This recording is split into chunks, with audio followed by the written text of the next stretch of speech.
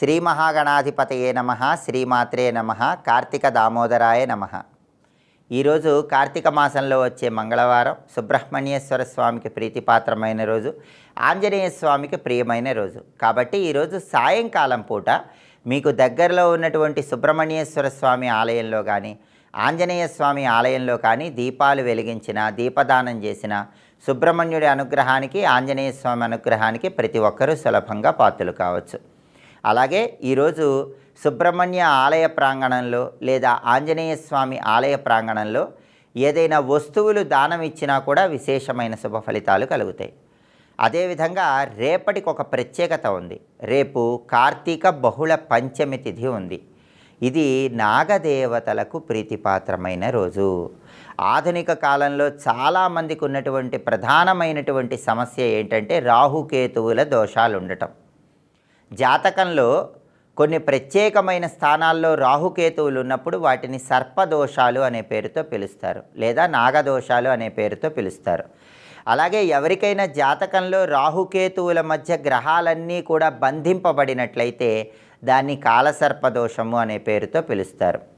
ఎవరైనా 7 తరాల్లో సర్పాలకు అపచారం చేస్తున్నట్లయితే వంశంలో వాళ్ళకి ఈ రాహుకేతు దోషాలు, కాలసర్పదోషాలు ఇలాంటివన్నీ కలుగుతూ ఉంటాయి.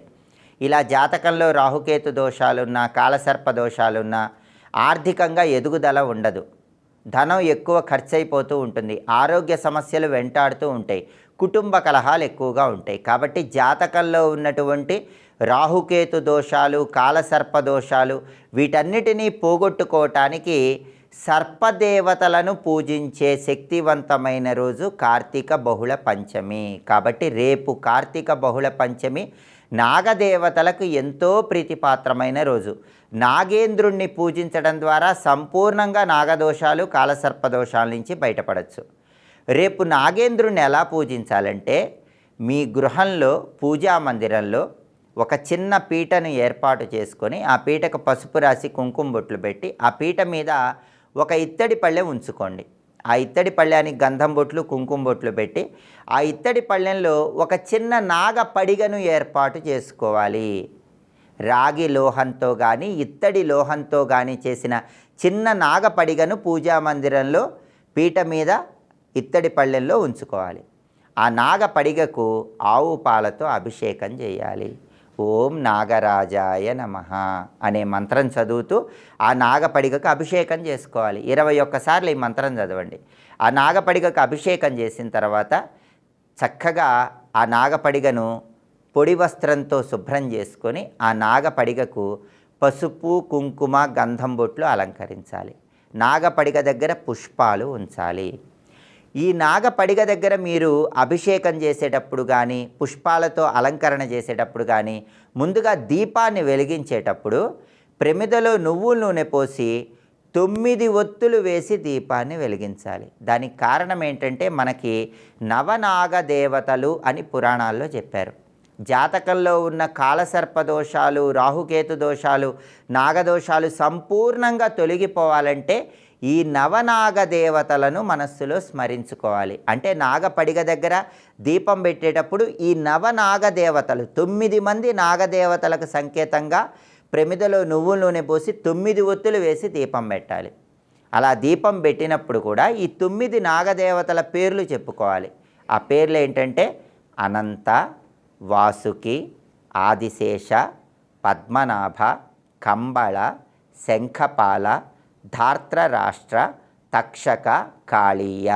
ఈ 9 నాగదేవతల పేర్లు చెప్పుకుంటూ 9 ఒత్తులేసి అవి ఏకహారతితో కానీ అగరబత్తితో కానీ వెలిగించాలి. అలా వెలిగించిన తర్వాత చక్కగా నాగపడిగకు ఆవు పాలతో అభిషేకం చేసుకోవటం, ఆవు పాలు అందుబాటులో లేకపోతే మంచినీళ్ళతో అభిషేకం చేసుకోవటం చేసి ఆ తర్వాత పుష్పాలు అలంకరించుకోవాలి.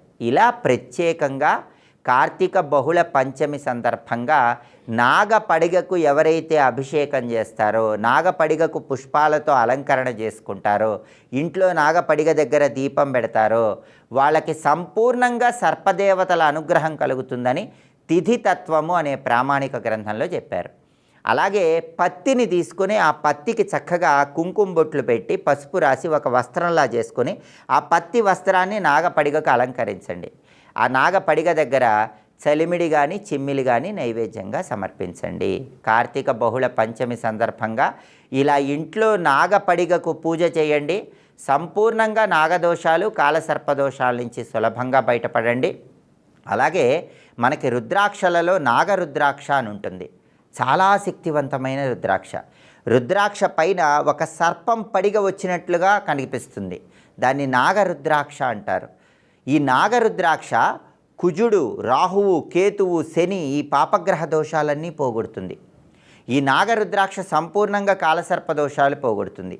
వీలైతే కార్తీక బహుళ పంచమి సందర్భంగా ఈ నాగరుద్రాక్షను, రుద్రాక్ష పైన సర్పం పడిగలాగా వచ్చినటువంటి ఆ నాగరుద్రాక్షను పూజా మందిరంలో ఏర్పాటు చేసుకున్న మీరు ధారణ చేసిన విశేషంగా సమస్త సర్పదేవతల అనుగ్రహము కలుగుతుంది. జీవితంలో అత్యున్నత స్థాయికి ఎదగటానికి ఆస్కారం ఎంతగానో ఉంది. సర్వం శ్రీ కార్తీక దామోదర చరణారవిందార్పణమస్తు. సర్వే జనాః సుఖినో భవంతు. స్వస్తి.